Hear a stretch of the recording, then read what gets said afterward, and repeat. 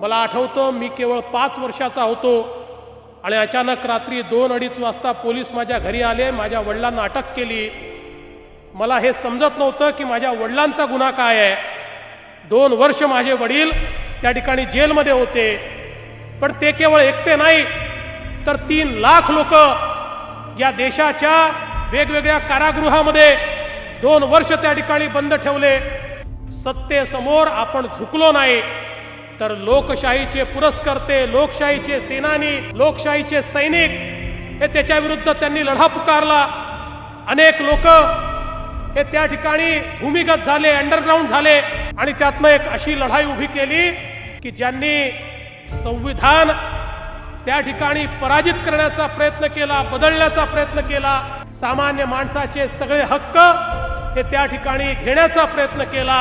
शेवटी त्यांचा पराजय झाला आणि भारताच्या लोकशाहीचा आणि भारताच्या संविधानाचा विजय झाला।